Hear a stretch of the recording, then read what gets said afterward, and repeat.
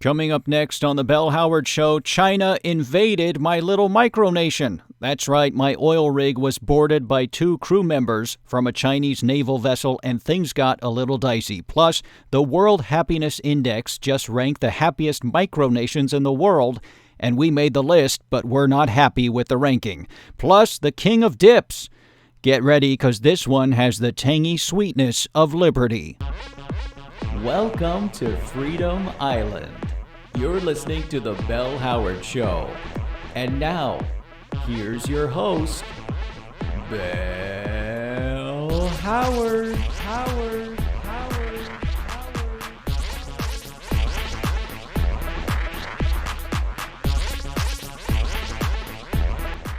That's right. Everybody dance. Everybody dance now. If you like freedom, then move your pelvis. Come on, folks. Swim ashore this island of freedom. Or should I say, climb the ladder to this island of freedom, this oil rig of sanity. Hello, folks. It's the Bell Howard Show, and I'm Bell Howard. Yes, I did say oil rig. That's what, my wife came the other day. Almost. She rented a jet ski and came out, and I saw her coming from a few miles away with a high-powered telescope, and then she kept coming, and then she just passed right by our oil rig and went to my neighbor's oil rig another mile or so south of us. And I told her that it was the oil rig with the inflatable King Kong on the helicopter pad. But anyway, I called her at my neighbor's oil rig, and she wasn't happy. She kept saying, you said it was this, and why didn't you shout at me when I rode by on the jet ski, etc. I said, sweetheart, I had a megaphone. I was shouting at you. And even if you have one of those things, you can't hear the sound of that over the jet ski engine. It's just not possible. Jet skis have some of the loudest engines in the world. They were ranked 4th, I think, in Popular Mechanics, just under number 3, the leaf blower. So apparently the neighbor's oil rig has real oil and gas, and she can use some of that to get home. She said the whole weekend is wasted, of course, and I said, honey, I have fondue. So anyway, that's how we usually patch things up. We usually patch up rough spots in our marriage. The only way sometimes to make things right between two people is with melted cheese. So as I said before, we were boarded by Chinese naval officers, 2 of them. One was a translator. I said, Wes, this is it. Get your harpoon gun. And I'm not a big gun guy.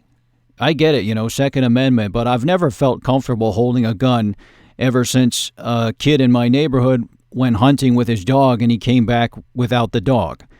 Wes seems to do fine with a harpoon gun. The other day he caught something I'd never seen before. What was that, Wes? What did you catch? It was a squid? Well, I've never seen a squid before, so there you go. So there we were preparing for the show, and then I heard a screaming noise. I said, what was that? I thought it was a giant bird, but the squelchy sound of a megaphone filled the air. It was actually from this ship. This guy was using a megaphone, and when I went out to the deck and I looked over and I saw this military vessel, I said, oh boy, they're taking the island. Wes, get your harpoon gun, and maybe we can drown them or something. But it turns out that the captain of the ship just had to do number 2 really bad, and it seems that their toilet was clogged, and he asked through his translator if he could use mine. Well, anyway, he came aboard, they took some pictures, and they asked me a lot about my personal philosophy, and they asked about Wes a lot, and they offered to liberate him from me. And they called me a capitalist oppressor of him, but it didn't sound that bad in Chinese. What did they give you, Wes? They gave him a pamphlet, and this pamphlet it's a trip. It's got a baby in overalls on the cover, and is that a baby or a cherubic little person? The age is kind of vague there. Anyway, he has a full head of hair, and it says in English, "Don't you freedom? Liberate now, workers united for freedom." So I'm all about freedom, but, this is from the CCP here. It's printed by the Chinese Communist Party. I guess they give this out to every struggling nation they build infrastructure in. It's their propaganda, but, see, this is what I'm talking. Everyone is trying to sell freedom, even the communist Chinese. But the real freedom only comes with pure, unchecked markets, free from the clutches of the state. A bottom-up economy is the only way to go. Individual liberty is based on individual industry. We are all micronations as long as we respect each other and have freedom of commerce, and we're good. We should be good for the future. But again, here comes the technocrats in the form of the communist system or the Democrat machine that will once again rule from Washington starting in January. So, folks, the fight for freedom continues. And you know what? You can help us fight that fight. Go to YouTube and subscribe, like and watch, or just subscribe to us on iTunes and listen to us on what is that, Wes? The Spotify. And also I'm on Facebook. I'm on Twitter. I'm part of the machine now. Also, if you want your voice heard on Freedom Island on this show, or you want me to address an issue you feel I've overlooked, please let me know by emailing me at bellhoward@gmail.com. bellhowardradio@gmail.com. That's all one word, bellhowardradio@gmail.com. Okay, folks, we have a great show for you. Recently, the Happiness Index, headed by the Belgian Lawyers Association, ranked the happiest micronations in the world. That's right, micronations. We made the list, but the results are shocking. We'll find out why when we talk to the author of the online article, Micronations. Does smaller mean happier? We'll talk to her, but first, we're going to talk to the king of dips, Bud Rudd. He has an exciting new dip he wants to talk about, so stay tuned for that. We'll be right back.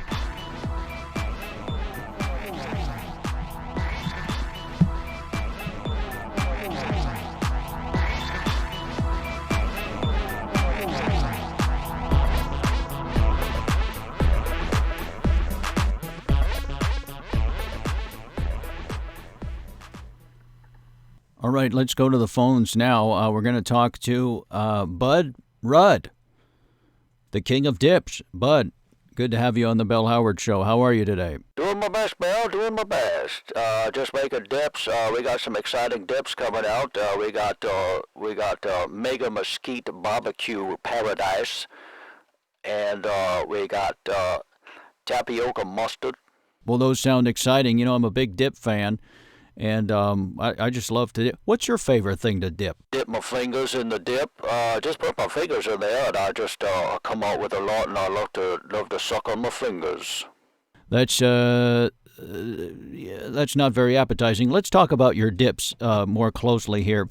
You said you have a new one out coming?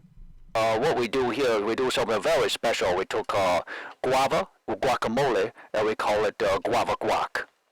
And the guava guac is coming out pretty soon, and only your listeners will get a special deal. There is a super secret code that you can enter into our website, and you will get a big tub of guava guac.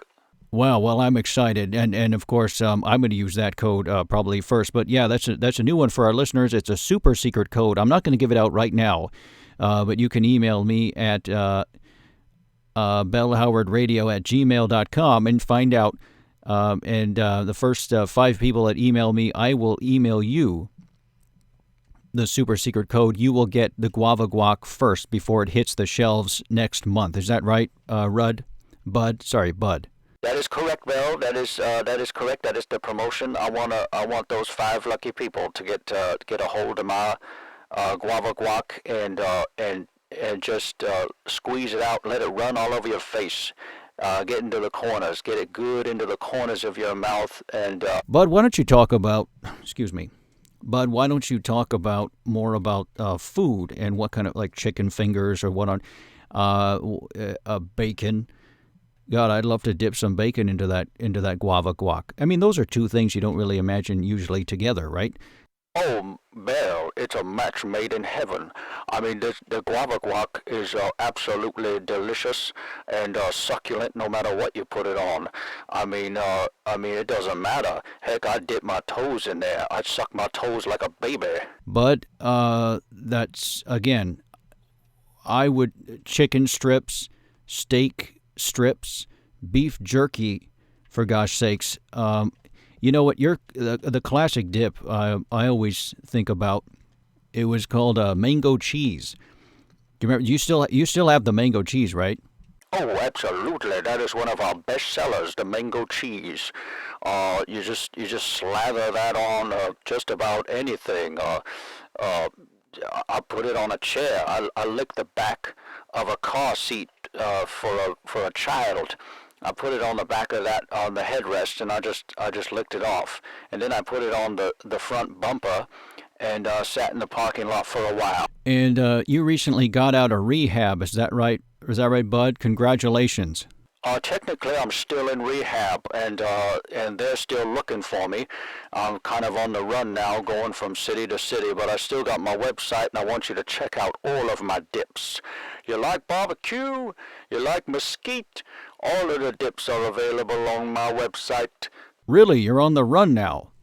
Well, that's well, folks, he's on the run, and you better run to your local computer terminal and type in the passcode. Again, email me. I'll get you that passcode, bellhowrdradio@gmail.com. And also, Bud, where can they? I was about to ask you, where can they find you? That's an old tick I have, and then you're supposed to give me your website. Well, we got your websites, King of Dips, and what about chips? You sell chips on the King of Dips? Oh, we got all kinds of chips, but mostly what I like to do is just dip different parts of my bodies in that dip and just slather my whole self up with honey mustard, barbecue, mesquite, jack pepper paradise with a little bit of pickled relish in there, and just go to town. Thank you so much, Bud, for coming on the show, and good luck to you. And rehab, it's a process, and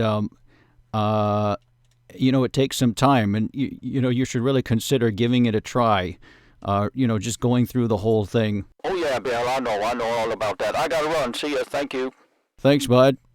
Well, that was Bud Rudd, the King of Dips, and a fine gentleman and an example of a true American. But I forgot about his little tick that he has. He really likes to use his dip in, some might say, inappropriate ways, and so we have to.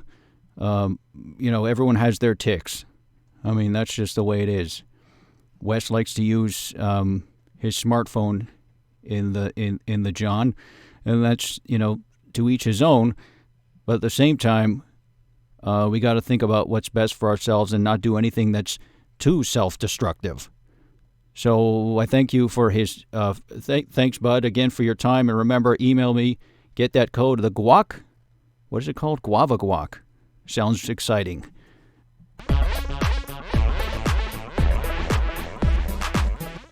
Well, folks, the truth is out there. You just got to find it. But word of advice, don't go looking for the truth on the internet. Recently, we were mentioned in an online article that listed the 100 happiest micronations in the world. And, folks, we were not happy with the result. The article is titled, Micronations, Does Smaller Mean Happier? The article goes on to list the 100 happiest micronations in the world, and we made the list, but very far off from where I expected. I mean, quite frankly, I'm shocked. And I wanted to talk to the author, Majera Badris. She's an economic psychologist. She studies the effects of the economy on people's psyche for the World Economic Roundtable. She's also coming out with a book soon called Sad Markets, Sad People. They don't call it a depression for nothing. Majera, nice to have you on the show. Pleasure to be here. Thank you so much. So you went out and looked at 100 micronations, including ours, and you ranked them. And listen, I just got to ask you, why are we 99 on the list? Well, I know you're not too happy with the result. You can tell?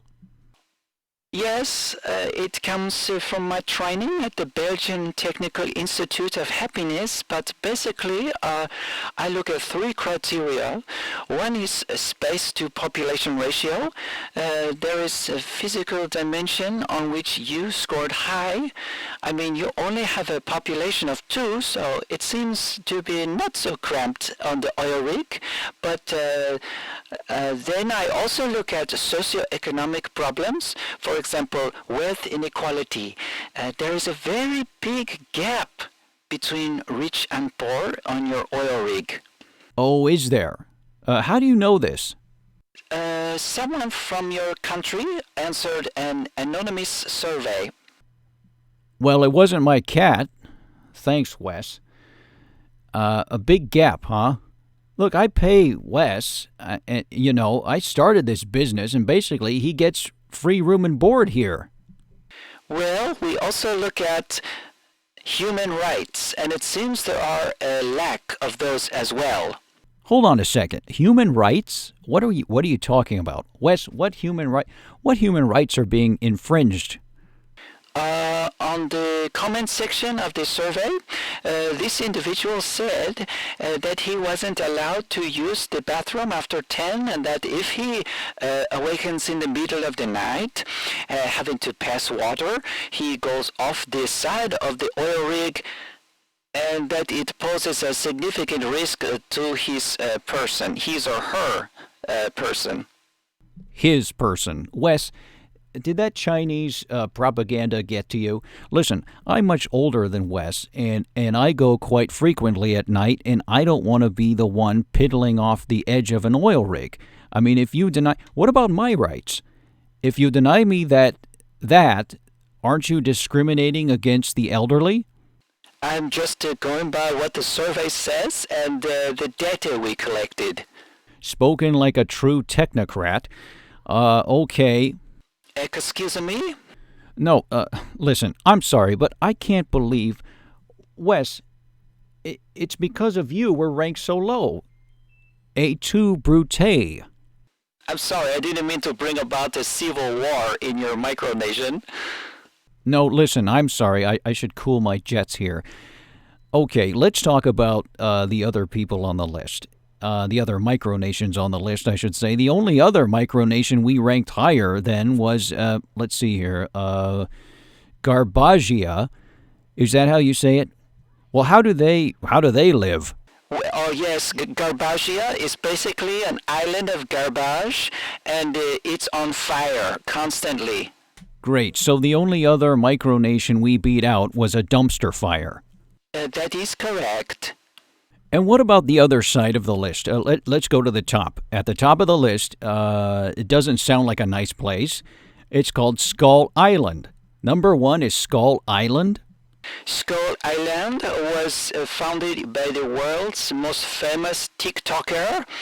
He has a massive following, and through his own fortune, he was able to purchase an island.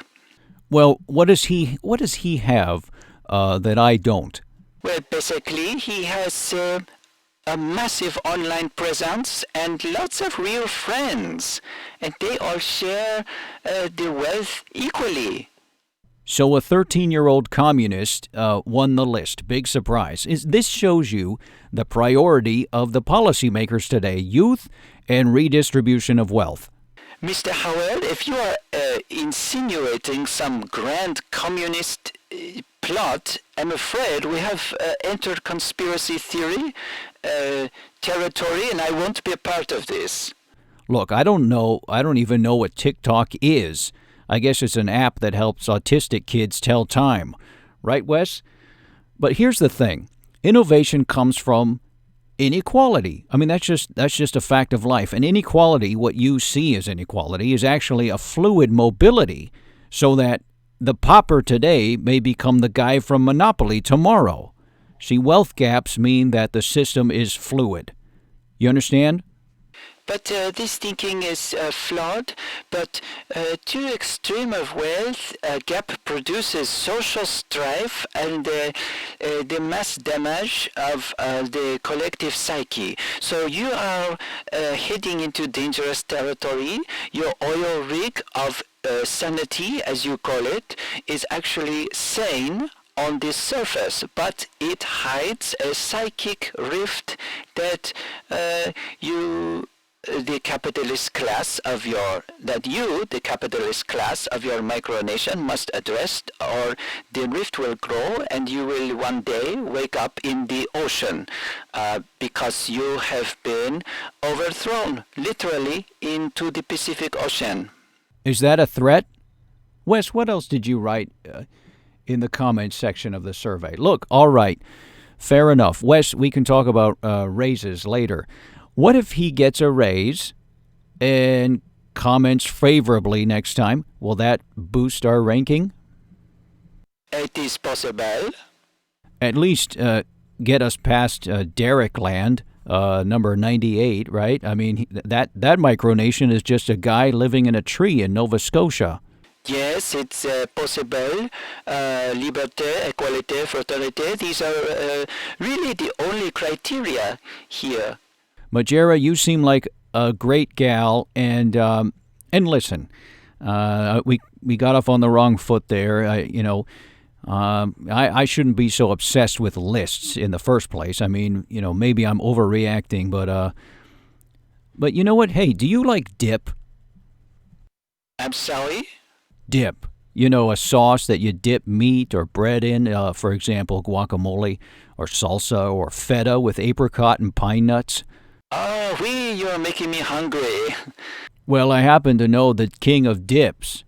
No big deal. If you like dips as much as I do, you'll appreciate they've got a new one. It's guava and guacamole. They call it a guava guac.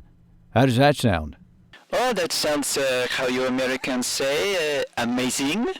Yeah, so I have a code for free tub of guava guac, and I was supposed to give it away to the first five listeners that emailed the show, but well, we seem to have found some common ground here, and we both like dip, and if you like, I can send you that code. Are you bribing me, Mr. Howard? I don't know what to say. Not at all. Listen, like I said, I don't care about lists. It's just good. It's just good to be nominated. I mean, listed. So anyway. I appreciate the offer. And as much as I am crazy about dips, especially French onion and sour cream, I have to refuse. And frankly, I am insulted. French onion, they got that too. Just enter the promo code. They'll ship it. Mr. Howard, I think this call is finished. Oh, you gotta go? Majera Badris, ladies and gentlemen, economic psychologist and author of Sad Markets, Sad People. They don't call it a depression for nothing. Also, a micronation critic and apparently a dip enthusiast, although that's debatable. Majera, thanks for coming on the show. Speaking of dip, Mr. Howard, your micronation just took a dip in the rankings. You mean we just fell below? Yes, that's right. You are now ranked below a flaming island of garbage. Goodbye. All right, well, these are the vicissitudes of life, people. Well, folks, Wes and I have a lot of things to work out, but don't worry. We are a strong people, we Freedom Islanders, and we always find a way to survive. Wes, give me that pamphlet. I'm going to shred this. All right, remember, folks, Facebook, Twitter, subscribe on YouTube, and email me Check the show notes for details. We will see you next time. And remember, stay safe, stay sane, and stay free. Bye now.